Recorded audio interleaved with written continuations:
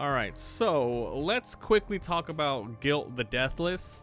I guess this is going to be a full review because technically we already finished the early access build. This game comes out April 28th, 2022. I want to thank the devs and publishers, Outer Brain Studio, for the early review copy.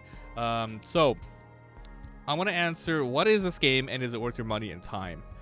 This game is an action roguelike game. Kind of think like Hands of Fate, where you're going to be going to different nodes on a board, and then you're going to be walking in via a Dark Souls third-person action, where you have R1 as your light attack, R2 is your heavy attack, and you're going to be getting lots of different equipments, switching them out, upgrading your different sorts of spells and all that. You don't have traditional levels where you kill enemies and you get experience and you buff up stats. In this game, it is all about equipment. So the goal of the game is that you get to make your character. This is, roguelite, so you're going to be permadeath. If you go through and you die, you start over. But basically, you have a male character, female character. The models are pretty interesting. The art style is neat. It is indie for sure, but it doesn't look cheap. It just has its own unique sort of style, which is pretty cool. I like that a lot. But basically, you are just a basic person, but then you get confronted by this sort of guilt god, the Deathless, and he gives you a circlet and he kind of forces you to do his will, which is go defeat the evil in the world. It's very weird, but it's not even that long of a game. There's 2 acts right now, but you can spend a lot of time in Act 1 to Act 2. Like I said, you're going to be going through different nodes. There's like basic fighting nodes with different biomes where the goal is to just get to the end of the level, but you can, fight a bunch of monsters, find treasures, find consumables, pick them up, use them later. So you get like different weapons like maces, spears, daggers, different modifiers like energy damage, vampirism damage. You can find spells to put on each weapon, and you can also disenchant them for bones in this game and ashes and a lot of different stuff. You even have a flask in the game where it's like a rechargeable one. You have like 2 flasks, recovers like 40% of your overall health, and you can find lots of different events like shops, buy different things. One thing I do have to say, like I said, this game wasn't long. We beat it in an hour, and that's all the content that is in the game at launch. I would say, if you just really want to support this team, I think the game's gonna be worth it later on once it's actually done.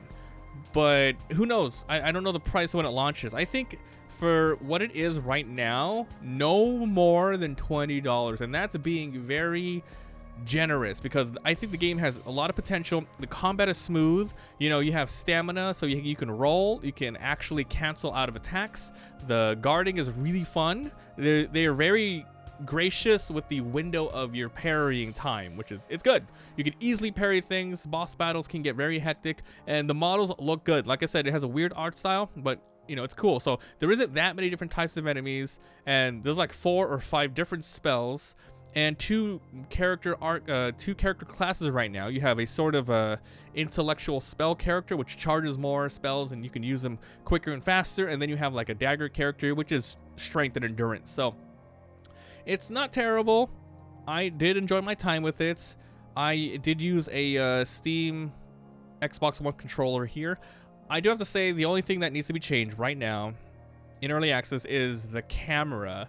You have free reign over how you want to move, using the analog stick or even using your mouse and keyboard. However, the game really likes to auto-correct the camera, which is extremely annoying. That thing needs to be changed like right away. I do not like all of that, or at least have an option to make it so it locks it where you are and then it basically zooms in and out. A lot of 3D games kind of have that. Other than that, more equipment, more different weapons, basically just a little bit more of everything and you're good. Like I said, there's only 2 acts in this right now, and once you beat it, it basically gives you a little splash screen saying, hey, thanks for playing the game, try again later.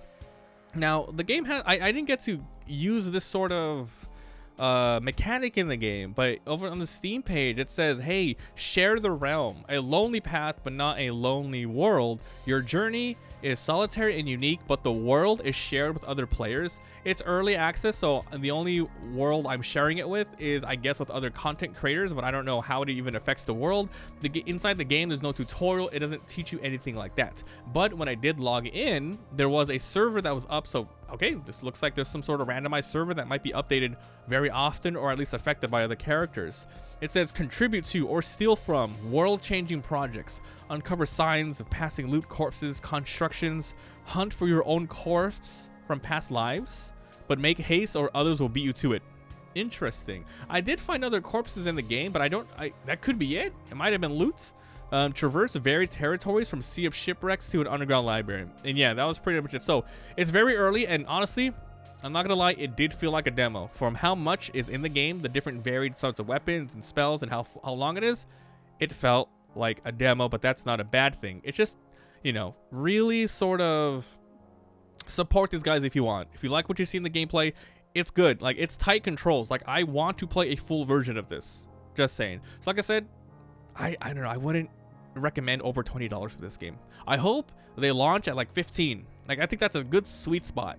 And then once it's fully done, bump it up to 20. And yeah, Saki, I said spooky monster. Yeah, it's pretty much very you know, gory aesthetic graphics, but it's not like insane. Oh, I do have to mention there's voice acting, which is awesome.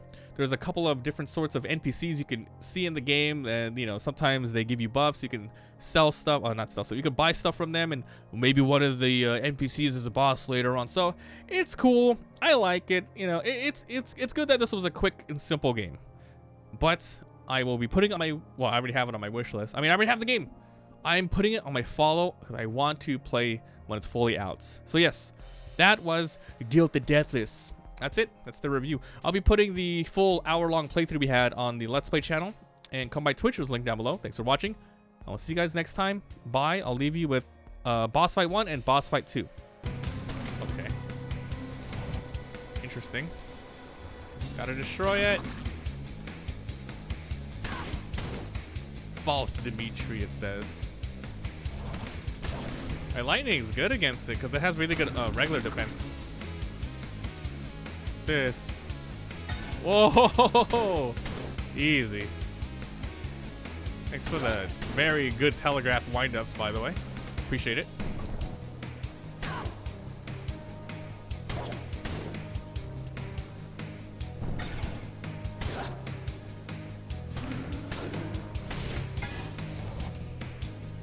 Ah. I have no damage. Maybe I should have leveled up a little bit more.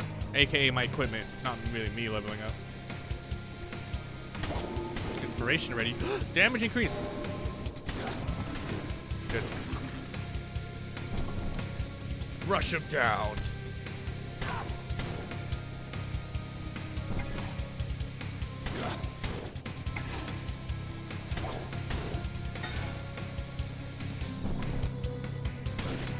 I did a crit. I'm gonna heal just in case.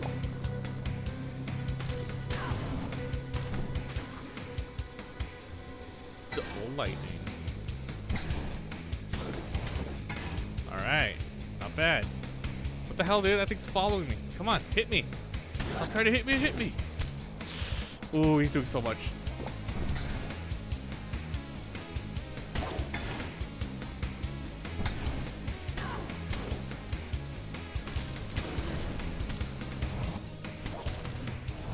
Oh no.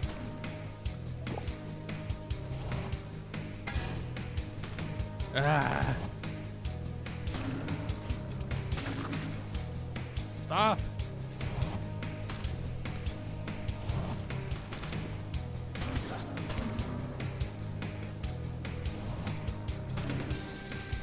I want to kill your buddy. Oh god. I'm gonna die. It's over, boys. What the?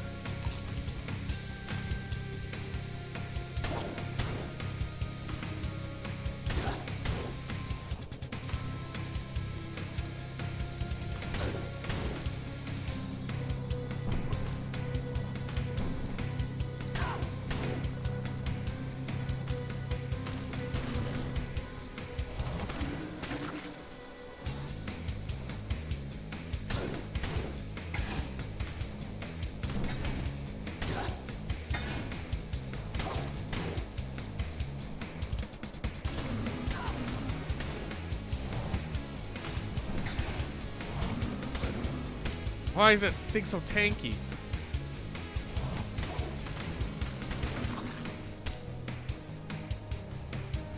Oh! Oh!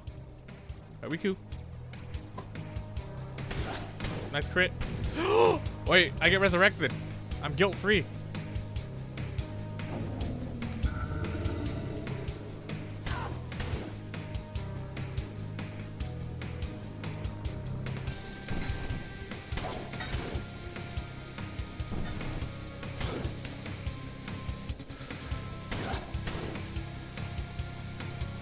It's over! Oh yeah! Fortunes of another. Oh yeah! At last. Woo! Where you're headed, you'll need more than that. Shut up. Face King